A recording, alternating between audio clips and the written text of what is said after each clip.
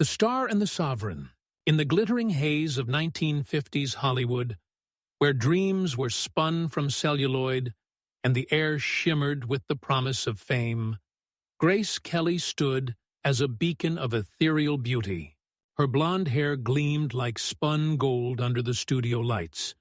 Her porcelain skin glowed with a quiet radiance, and her eyes, those crystalline blue pools, held a depth that hinted at a soul too vast for the shallow waters of stardom. She was no mere actress. She was a phenomenon, a woman who had once graced magazine covers as a model before the silver screen claimed her. Yet, beneath the poised smile that charmed millions, Grace carried a secret ache, a yearning for something real, something beyond the hollow applause and scripted lines. She had tasted love before, fleeting and fragile, only to watch it dissolve like mist in the harsh glare of fame. Now, at 25, she wondered if her heart would ever find its true north. It was May 1955, and the French Riviera beckoned. Grace had arrived in Cannes for the film festival, a whirlwind of flash bulbs and silk gowns, but fate had other plans. A chance invitation led her to Monaco, a tiny principality perched like a jewel on the Mediterranean, its cliffs kissed by waves and its streets alive with the scent of jasmine. She was to meet Prince Rainier III, the ruler of this enchanted realm, for a staged photo opportunity, a fleeting moment meant to fade into the archives of publicity. But as she stepped into the palace gardens, her white dress billowing like a cloud against the azure sky, the world tilted on its axis.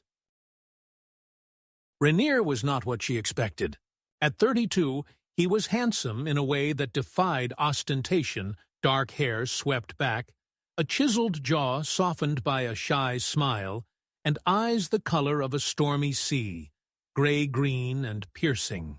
He ruled a kingdom steeped in wealth and tradition, yet there was a restlessness in him, a quiet loneliness that mirrored her own.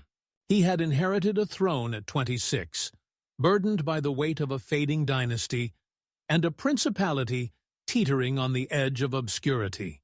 The world saw him as a prince of power, but Grace saw something else, a man searching for meaning in a life dictated by duty. Their first meeting was tentative, a dance of formality beneath the watchful eyes of aides and photographers. He showed her the palace's rose garden, his voice soft as he spoke of the flowers his mother had planted. She laughed, a sound like bells in the breeze, when a sudden gust tangled her hair, and he reached out, hesitating, before brushing it back with a gentleness that startled them both. "You're not like the others," he said, almost to himself, and she tilted her head, her gaze locking with his. "Neither are you," she replied, her words a whisper that hung between them like a promise.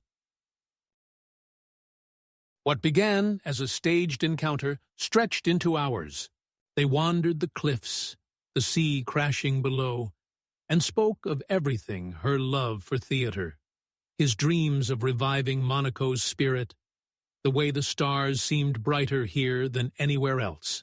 When she left that day, a piece of her stayed behind, tethered to the man who had seen past her fame to the woman beneath. Letters followed, his penned in elegant script, hers typed with a warmth that leapt off the page. Across oceans, their words wove a thread of connection, fragile yet unbreakable. By winter, Rainier crossed the Atlantic to find her. He arrived in Philadelphia, her hometown, under the guise of a diplomatic visit, but his heart had one purpose. They met again in her family's drawing room, the snow falling silently outside, and the air crackled with unspoken longing. "Grace," he said, his voice trembling with a vulnerability he'd never shown the world, "I've spent my life building a legacy, but it means nothing if I can't build it with you." He took her hands, his touch steady despite the storm in his eyes. "Marry me not as a prince, but as a man who loves you beyond measure." Her breath caught, tears glistening as she searched his face, seeing not a crown, but a soul that matched hers. "Yes," she whispered, and they kissed a kiss that bridged continents, tender and fierce, a vow sealed in the quiet of that snowy night. But love, even one written in the stars, faced its trials. Hollywood clamored for her return, producers dangling scripts and Oscars, while Monaco's court whispered of tradition and the need for a royal bride untainted by the spotlight. Grace's heart waged its own war between the freedom of her art and the promise of a life with Rainier. She paced her apartment, scripts strewn across the floor, her mind a tempest of doubt. Did she love him enough to surrender her world? And Rainier, in his palace, stared at the sea, haunted by the fear that duty might steal her from him as it had stolen so much else. The climax came on a spring evening in 1956, when Grace arrived in Monaco for what the press dubbed the wedding of the century. The harbor glittered with yachts, the cathedral loomed with ancient grandeur, but as she stood in her lace gown, a vision of timeless beauty, a telegram arrived. It was from her agent. "One last film, Grace. Your greatest role yet. Come back." The crowd hushed, sensing her hesitation. Rainier, resplendent in his uniform, stepped to her side, his hand finding hers. "I'll wait," he said, his voice low, "if you need to go. But know that my heart is yours, here or anywhere." Tears welled in her eyes, and in that moment, she chose not the prince, but the man. She let the telegram fall, her fingers tightening around his. "I'm home," she said, and the cathedral bells rang as they kissed, a union that silenced the doubters and lit the sky with hope. Their life unfolded like a quiet symphony. Grace traded her scripts for a crown, becoming Princess Grace, her elegance breathing new life into Monaco. They built a family, 3 children whose laughter filled the palace halls, and a love that weathered storms.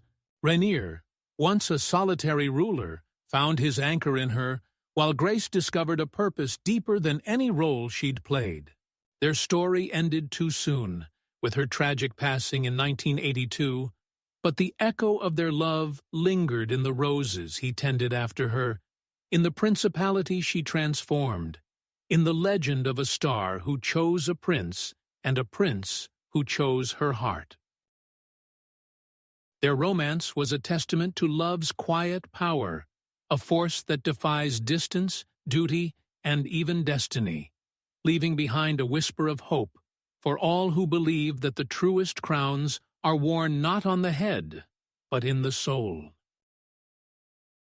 This tale captures Grace Kelly and Prince Rainier's real-life romance, her transition from Hollywood to royalty, their whirlwind courtship, and the tension of their worlds colliding, while amplifying their inner struggles and emotions for a richer narrative.